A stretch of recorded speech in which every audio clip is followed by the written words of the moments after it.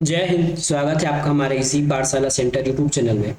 आज हम कंप्यूटर से संबंधित कुछ प्रश्न करेंगे जो सीजीपीएससी सीजी व्यापम के एक एग्जाम में पूछा गया था। ठीक है, ये बहुत पुराना एग्जाम है। इसमें भी हम देखते हैं कि ये लगभग ये आपके 19-20 का एग्जाम होगा। ठीक है, इसमें से आपको कंप्यूटर के बहुत सारे प्रश्न पूछने देख लेते हैं कि किस प्रकार से प्रश्न पूछा जाता है वास्तविक में। देखिए, रियल में तो कुछ भी आप बुक में पढ़ लेते हैं, लेकिन रियल एग्जाम पूछा कैसे जाता है, किस प्रकार से उसका ऑप्शन रहता है, ये सब हम यहाँ पे देखने वाले हैं। तो आज हम सबसे पहला प्रश्न करेंगे, इंटरनेट पर किसी भी वेबसाइट का पता किसके द्वारा दिया जाता है। ठीक है, how is the address of the website given on the internet. जब भी आप किसी इंटरनेट पेज का किसी को एड्रेस देते हो, तो जैसे जनरली आप बोलते हो ना कि मुझे उसका लिंक भेजो। लिंक का मतलब होता है यूआरएल, है ना। जैसे आप किसी फ्रेंड के साथ रहते हो तो आपको पता चलता है किसी वीडियो का लिंक, फोटो का लिंक, तो आप बोलते हो कि मुझे उसका लिंक सेंड भेजो। तो उसी लिंक को हम क्या कहते हैं, उसी को यूआरएल के नाम से जाना जाता है। ठीक है, यूआरएल इसका नाम, इसका फुल फॉर्म होता है यूनिवर्सल रिसोर्स लोकेटर। ठीक है, यूनिवर्सल रिसोर्स लोकेटर इसका फुल फॉर्म है। अगला प्रश्न है, इनमें से कौन सा एक ऑपरेटिंग सिस्टम नहीं है। तो किसमें, इनमें से कौन सा एक ऑपरेटिंग सिस्टम नहीं है। तो विंडोज एक ऑपरेटिंग सिस्टम है। ठीक है, लिनक्स एक ऑपरेटिंग सिस्टम है और डॉस भी एक ऑपरेटिंग सिस्टम है, जिसको हम कहते हैं disk operating system full form. ठीक है, तो ऑप्शन बच गया हमारे पास सी, ये हमारा ऑपरेटिंग सिस्टम नहीं है, ये हमारा आंसर हो जाएगा। ठीक है, गूगल एक कंपनी का नाम है। गूगल के द्वारा भले ही एक ऑपरेटिंग सिस्टम बनाया गया है, जिसको हम क्या कहते हैं अभी ठीक है, गूगल के द्वारा बहुत सारे ऑपरेटिंग सिस्टम बनाए गए हैं जो आपके फिलहाल फोन में चलते हैं, उसको हम एंड्रॉइड के नाम से जानते हैं। ठीक है, एंड्रॉइड के नाम से जानते हैं। तो गूगल एक कंपनी है, वो बहुत सारी चीजें बनाती है, जैसे गूगल क्रोम हो गया, फिर उसके बाद यूट्यूब है और गूगल पे हो गया। इस प्रकार से बहुत सारे उसके प्रोडक्ट हैं, लेकिन गूगल एक किसी ऑपरेटिंग सिस्टम का नाम नहीं है, ये किसी कंपनी का नाम है। अगला प्रश्न है, बायोस का फुल फॉर्म या फिर इसका उपयोग बताना है आपको। बायोस का उपयोग किया जाता है, BIOS is used by operating system के द्वारा, कंपाइलर के द्वारा, इंटरप्रेटर के द्वारा, एप्लीकेशन सॉफ्टवेयर के द्वारा। तो इसका आंसर हो जाएगा ऑपरेटिंग सिस्टम के द्वारा बायोस का उपयोग किया जाता है। ठीक है, अगला प्रश्न देखते हैं। सामान्य तौर पर computer units, computer input devices हैं, है ना। तो आपको दो खाली स्थान दिए गए, यहाँ पे आपको फिट करना है। The most commonly used computer input device are the space and the function. ठीक है, अब देखिए हम इसमें देखते हैं, पहले तो हम ऑप्शन से छांटना शुरू करते हैं। ठीक है, तो सबसे पहले हम ऑप्शन नंबर ए के पास चलते हैं। इसमें माइक्रोफोन एक हमारा इनपुट डिवाइस है, लेकिन प्रिंटर आउटपुट डिवाइस है, इसलिए ये ऑप्शन हमारा गलत हो जाएगा।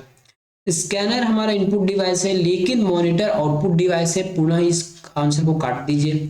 डिजिटल कैमरा और स्पीकर, डिजिटल कैमरा तो इनपुट डिवाइस है, बट जो स्पीकर है वो हमारा आउटपुट डिवाइस है, तो ये भी ऑप्शन हमारा कट गया। बचा हमारे पास कीबोर्ड और माउस, तो दोनों कीबोर्ड और माउस दोनों के दोनों इनपुट डिवाइस हैं, तो हमारा आंसर हो जाएगा ऑप्शन नंबर डी। तो इस प्रकार से आपको ऑप्शन से भी छांटने आना चाहिए। अगला प्रश्न देखते हैं, किसी भी कंप्यूटर सिस्टम में सबसे छोटा यूनिट है। ठीक है, किसी भी कंप्यूटर सिस्टम में सबसे छोटा यूनिट क्या होता है। सिस्टम मतलब होता है स्टोरेज, स्टोरेज में मतलब भंडारण क्षमता में सबसे छोटा कौन सा चीज है। तो सबसे छोटा होता है आपका 0 और 1, और इसी 0 और 1 का नाम है बीट। ठीक है, इसी 0 1 का नाम हम रखते हैं बीट। तो ऑप्शन नंबर ए हमारा सही उत्तर हो जाएगा। अगला प्रश्न, कंप्यूटर से हार्ड कॉपी उपलब्ध कराता है, ईमेल के द्वारा, फैक्स के द्वारा, सॉफ्टवेयर के द्वारा या फिर प्रिंटर के द्वारा। तो ये प्रिंटर के द्वारा ही, ठीक है, आपको हार्ड कॉपी मिलता है। और फैक्स एक टेक्नोलॉजी का नाम है, जिसमें फैक्स प्रिंट करने के लिए भी प्रिंटर की आवश्यकताएं होती है। अगला प्रश्न, जो हमें एक ही पत्र को अलग अलग व्यक्तियों को भेजने में सक्षम बनाता है, उसको हम क्या कहते हैं। प्राप्तकर्ता जोड़े, माइक्रोस, मेल मर्ज या फिर multi mail. Which enable us to send the same letter to different person. ठीक है, ऑप्शन है एड रेसिपेंट, माइक्रोस, मेल मर्ज या फिर मल्टी मेल। ये आपके जो प्रश्न बने हैं, ये आपके एमएस वर्ड के प्रश्न है ये। ठीक है, एमएस वर्ड में एक फंक्शन है, इसका नाम है मेल मर्ज। अब एक ही लेटर को अधिक व्यक्तियों को भेजने के लिए हम मेल मर्ज नामक एक ऑप्शन का उपयोग करते हैं। ठीक है, वर्ड में होता है मेल मर्ज। मैं आपको दिखाता हूं कि मेल मर्ज होता कहां पे है। ठीक है, अब देखिए ये हमारा मेल मर्ज।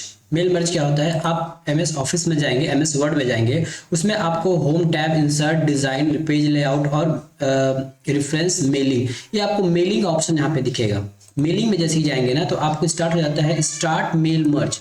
यहाँ पे आप लेटर लिख सकते हो, ईमेल मैसेज कर सकते हो, इनवेलप जैसे होता है ना पोस्ट करने के लिए हम जो लिफाफा बनाते हैं वो आप लिख सकते हो। ठीक है, उस पर प्रिंट कर सकते हो, लिफाफे में लेबल बना सकते हो, डायरेक्टरी बना सकते हो, या फिर स्टेप बाय स्टेप इसको आप मेल मर्ज बना सकते हो। ठीक है, तो ये होता है हमारा मेल मर्ज। इसी के द्वारा आप एक ही लेटर टाइप करके अनेक व्यक्तियों को उसको भेज सकते हो। ठीक है, तो ये होता है हमारा मेल मर्ज। ठीक है, तो इसका आंसर क्या हो जाएगा, हमारा मेल मर्ज हो जाएगा, option number C mail merge. अगला प्रश्न देखिए,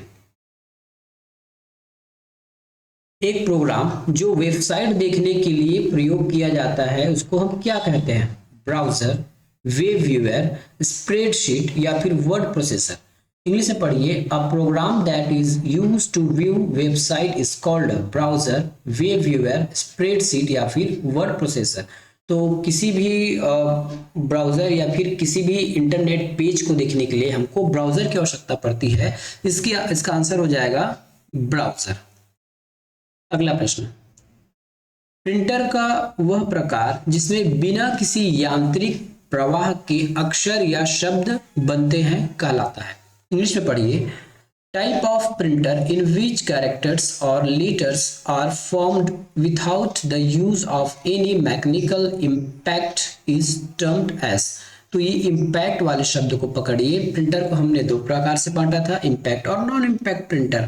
ठीक है, तो यहाँ जो हमको पूछा जा रहा है, ठीक है, प्रिंटर का वह प्रकार जिसमें किसी यांत्रिक प्रकार मतलब किसी भी ठोका ठाकी करे बिना, ठीक है, तो किसी भी प्रहार के साथ या प्रहार बिना यदि हम प्रिंट करते हैं तो क्या बोला गया है, बिना किसी प्रवाह के। कहीं पे लिखा है क्या, ये देखिए बिना शब्द उपयोग किया गया है, यहाँ पे विदाउट लिखा है मतलब बिना प्रेशर के।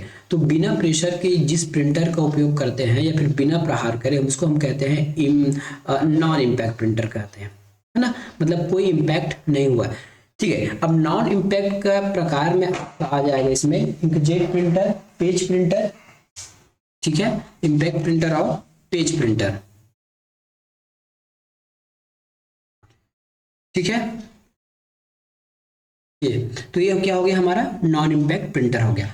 अब सबसे लास्ट प्रश्न करते हैं इस प्रश्न पत्र का। सबसे लास्ट प्रश्न, आज में टोटल 10 प्रश्न थे।